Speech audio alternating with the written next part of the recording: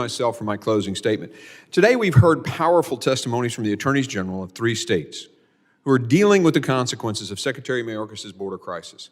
I want to thank you all for being here and for your testimony, and of course I'll thank Mr. Bowman for being here as well.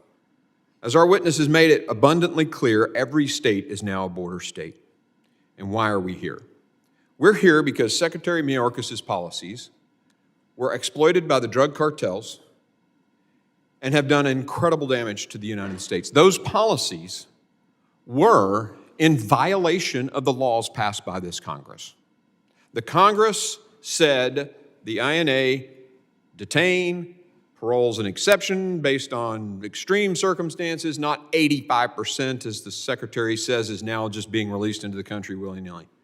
It's a violation of law. And interestingly enough, so he's disregarded the Congress. He's also disregarded the judiciary branch. 4 court rulings said cease and desist because you're breaking the law. I'm sorry, I took the oath at age 17 to defend the Constitution against all enemies, foreign and domestic. The oath wasn't to the American people, it wasn't to defend the landmass or the flag, it was to defend the Constitution.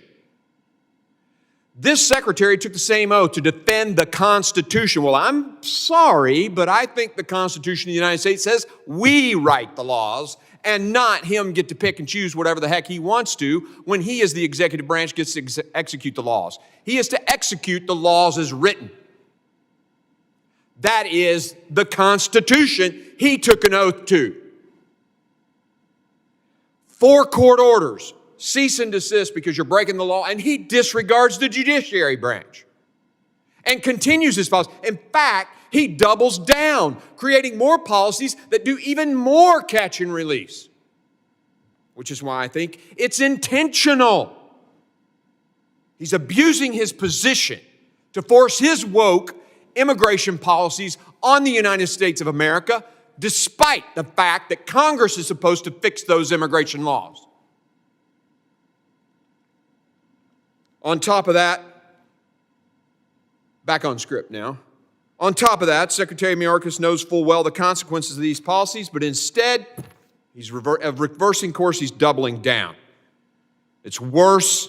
He's been to the border. He's seen the numbers. He's seen the fentanyl seizures. He's met with the grieving families. He knows about the cartels. He knows about the human trafficking and the child exploitation, yet he doesn't change a thing.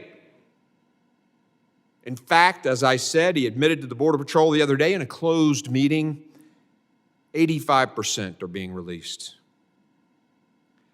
Despite the intentionality behind this open border, Secretary Mayorkas is attempting to skirt the consequences of his actions. He has continuously tried to deflect, blaming climate change, wars in Latin America, non-existent DHS budget cuts. Well, there have been no budget cuts. And what is the cost of Secretary Mayorkas' border crisis? Fentanyl poisoning is killing thousands of young people every year. We learned from Attorney General Bailey that a total of 43 Missouri children died from accidental. They didn't have a choice. We had a testimony over here if Americans would just stop using drugs.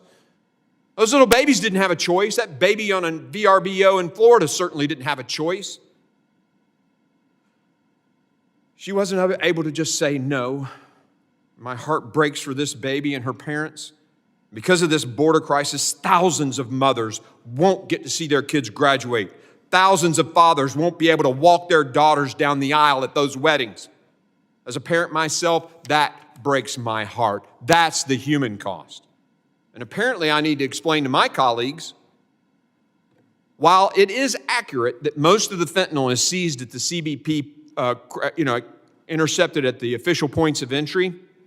This is because those facilities are equipped for that purpose. Yet, we also know that drugs are coming across between ports of entry. It simply isn't being caught. This is because Border Patrol agents are tied up processing people at the crossing sites. And it's not like we can put the entire border as an X-ray machine or a CT scanner. And while my Democrat colleagues may not believe me, I hope that they will believe those on the front lines. Border Patrol agents have told us that drugs coming between the ports of entry is a key driver of the rising fentanyl crisis. Why else has fentanyl gone on the street from 98 bucks a hit to 25 bucks a hit after this Secretary came into office. It's because of the simple supply and demand of coming across the southern border. We've also heard that from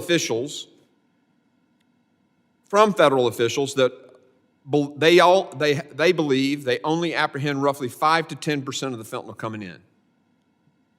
So that's from the border. They're only catching 5 to 10%. What really matters here isn't how much fentanyl is caught, but how much fentanyl is flooding the neighborhoods. And we got 3 guys here from 3 states, just discredited by the ranking member, but they're here to testify what's happening in their states. And you know what? Some of us heard you. Some of us heard you.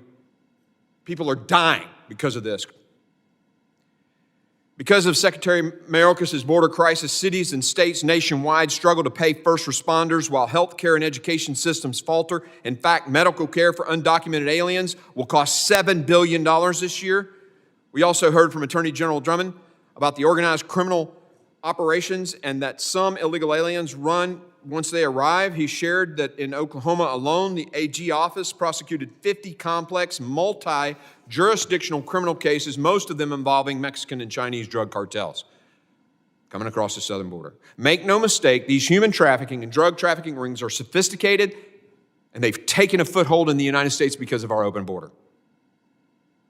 Finally, we can't negate the credible threat this open border poses to our national security. With emboldened Islamic terrorist groups and an increasingly aggressive Communist Chinese party, we have to wonder how many bad actors are in that 1.8 million known gotaways and how many are in the unknown gotaways. Well, we won't know until something tragic happens.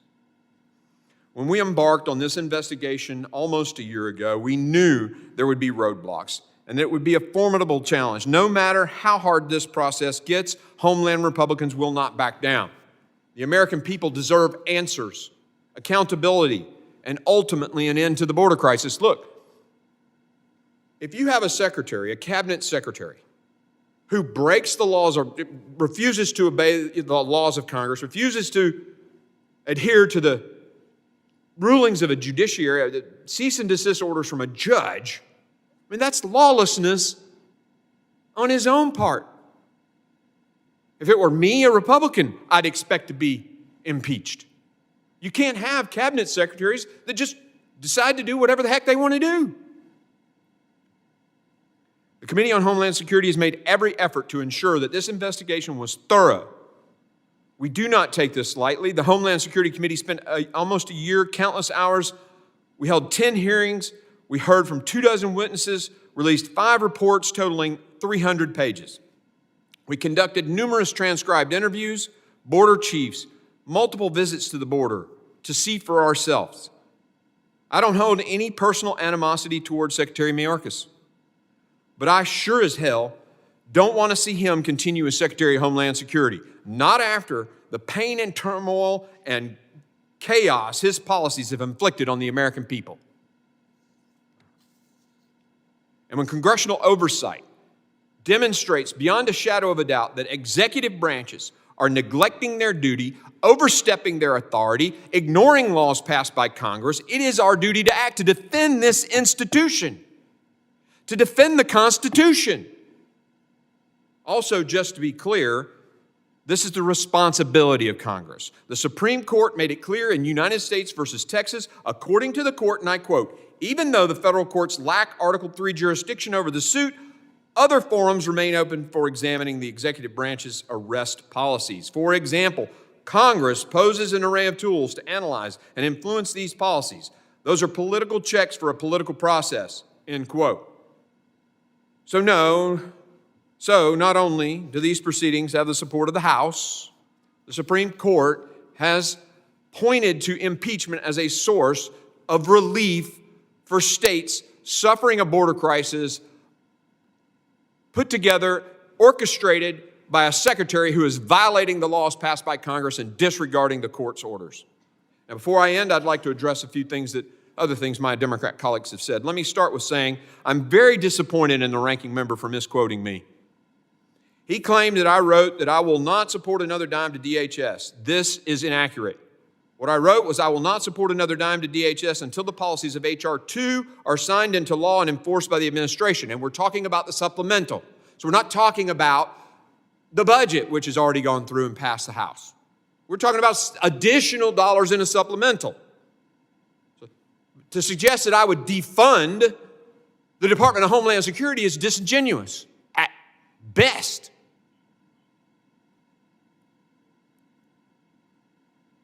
I can tell you there have been a lot of Democrats who've said defund ICE and defund the police.